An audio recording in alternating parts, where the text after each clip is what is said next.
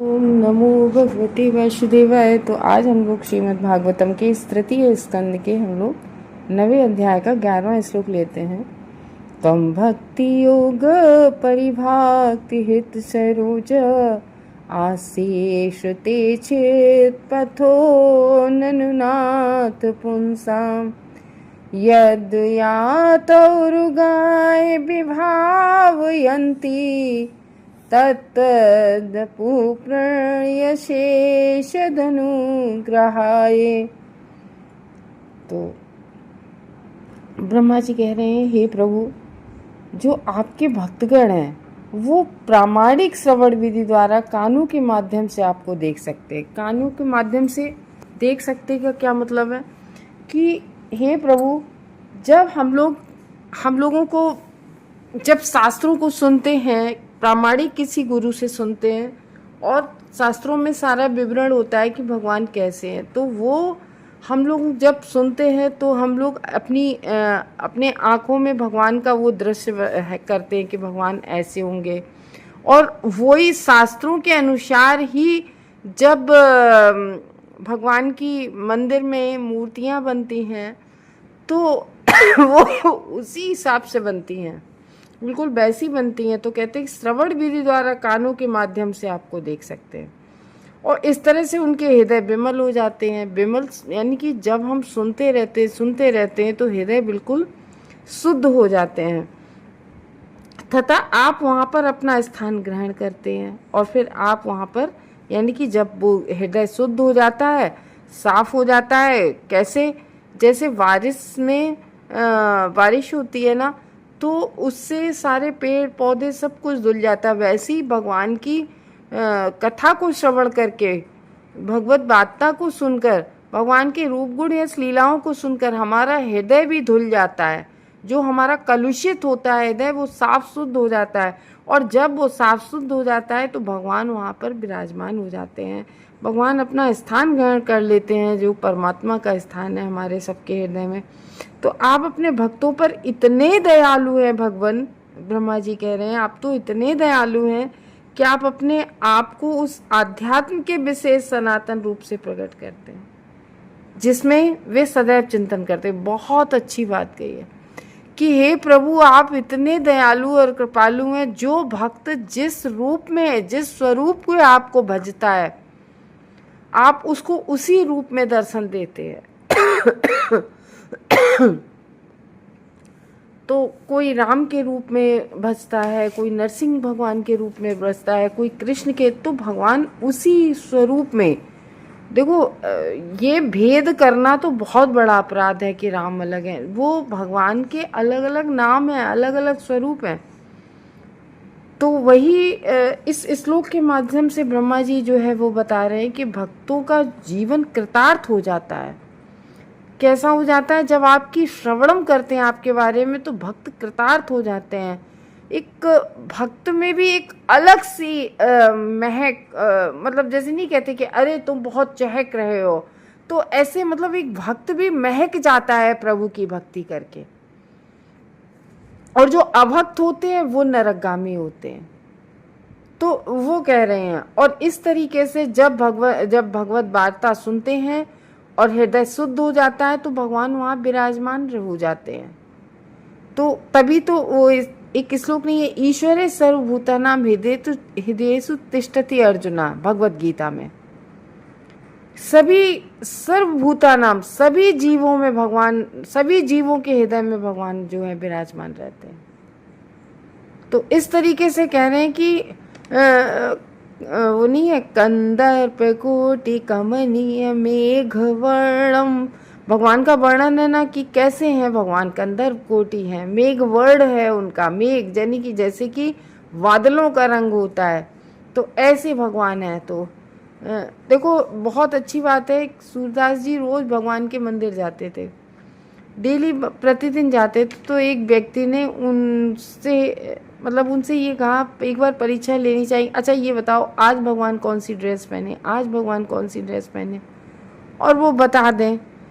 तो उन्होंने कहा कि देखो, आपको दिखता तो है नहीं है, तो उन्हें लगा कि नहीं ये चीटिंग होती है, ये पूछ लेते होंगे किसी से।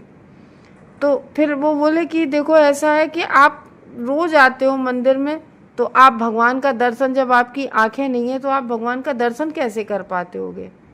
तो वो कहते हैं कि भगवान, हम भगवान को नहीं देख पाते लेकिन भगवान तो हमें देखते हैं।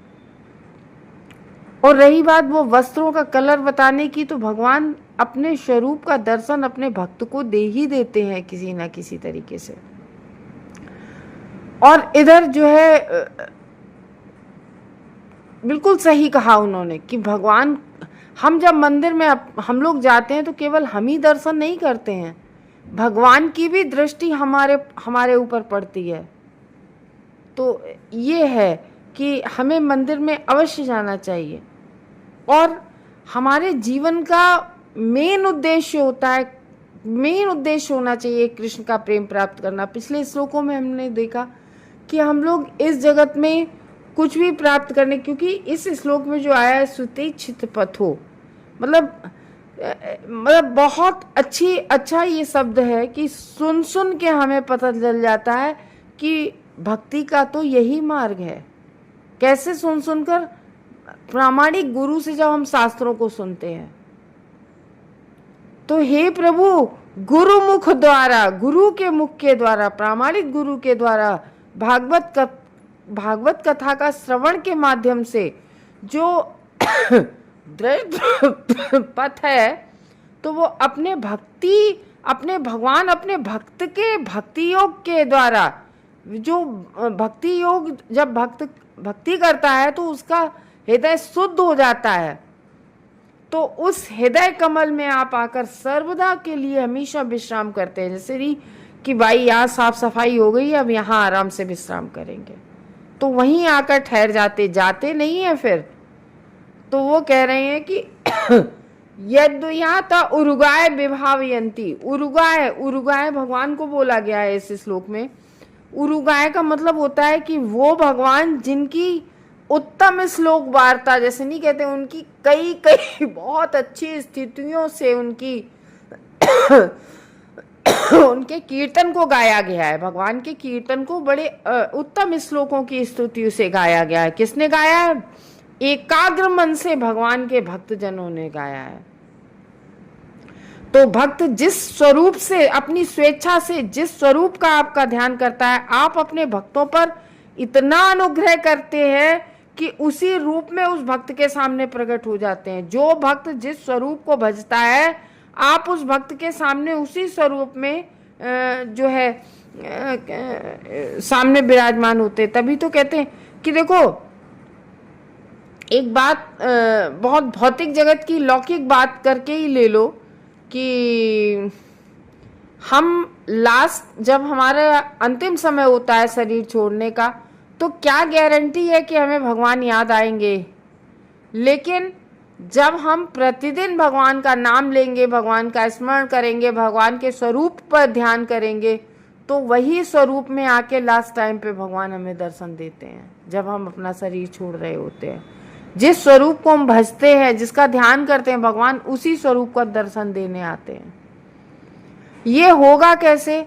वो कहते नहीं है कि प्रैक्टिस, यानी कि प्रैक्टिस कैसे, कि जब हम रोज ध्यान करेंगे तभी तो भगवान आएंगे। जब हम रोज ध्यान देते तब तो हमारी इंद्रियां इतनी विचलित रहती हैं। तो ये कह रहे हैं कि कृष्ण या राम, इनके नामों में, स्वरूप में कोई भेद नहीं है, बस रस का भेद है। राम मर्यादा में है और कृष्ण चंचल है। तो जैसे भीष्मदेव को भगवान के वही दर्शन होते थे, वो उसमें है भागवतम में फर्स्ट कैंटो में, कि मतलब जो चक्र लेकर भगवान जो दौड़ते हैं भीष्म पितामह की तरफ, वही, और किस तरीके से पीताम्बर पहने हुए हैं और उनका जो ऊपर का वस्त्र है वो गिर रहा है, तो वही, फिर उन्हें वही रूप में, भगवान चतुर्भुज में होते भी हैं लेकिन वो दर्शन उसी स्वरूप का करते हैं। तो कह रहे हैं कि आपके भक्ति योग के द्वारा, जिनका हर प्रकार से हृदय, भक्ति के द्वारा हृदय हम लोगों का शुद्ध होता है, तो वही ब्रह्मा जी कह रहे हैं कि आपकी भक्ति करके जिन लोगों का, जिन जीव का हृदय कमल शुद्ध हो जाता है, वहीं पे जाके आप निवास करते हो। और फिर ऐसा निवास कि फिर आप उस जगह को छोड़कर नहीं जाते हो।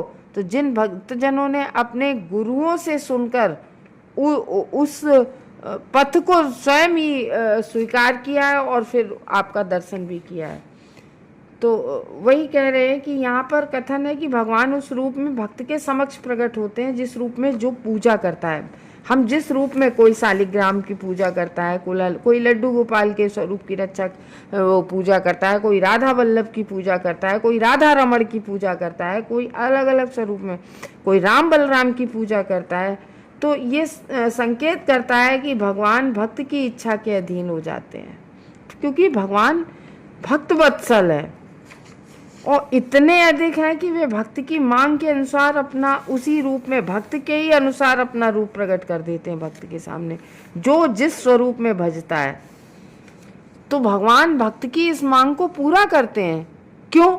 क्योंकि वे भक्त की दिव्य प्रेमपूर्ण सेवा के अनुसार भगवान वैसे ही हो जाते हैं। भगवान जब भक्त दिव्य पूर्ण सेवा करता है, तो जब हम इसकी पुष्टि है, प्रमाण है भगवत गीता का, जब हम 4था अध्याय पढ़ते हैं तो उसके 11वें श्लोक में कही गई है, ये यथामाम प्रपदन्ते तास्तैं भजाम्यमम्।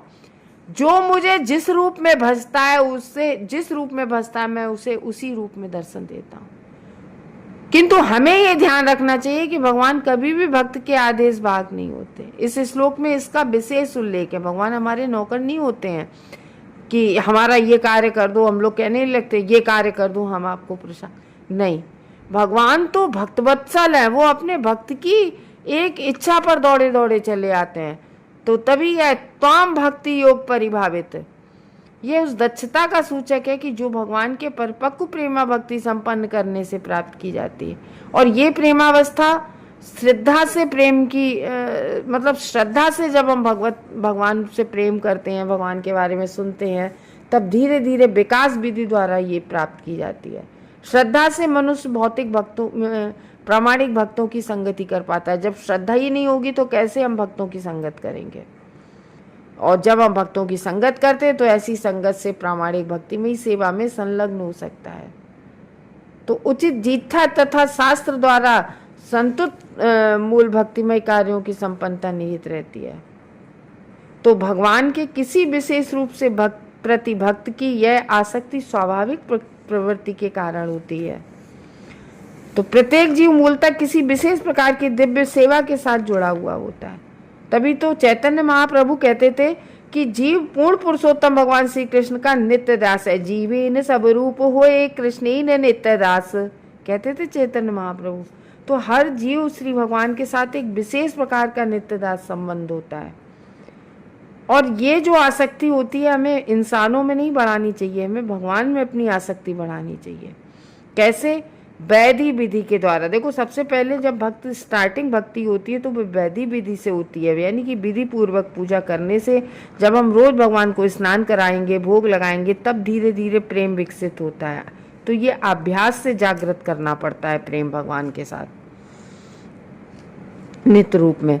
तो श्री भगवान के ऐसे विशेष रूप के प्रति आसक्ति स्वरूप सिद्ध आसक्ति कहलाती है। भगवान शुद्ध भक्त के इच्छित नित्य रूप में भक्त के हृदय कमल में स्थित हो जाते हैं और भगवान भक्त से फिर कभी भी अलग नहीं होते हैं।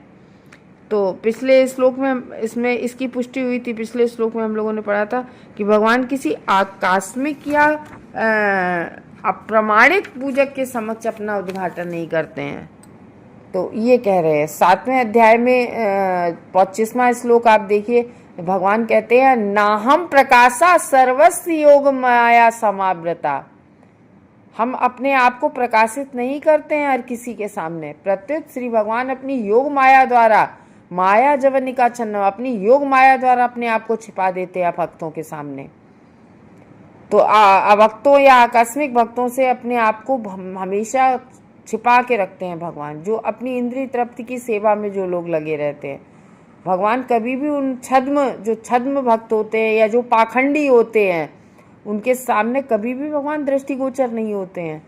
जो ब्रह्मांड का भार संभालने वाले देवताओं की पूजा करते हैं।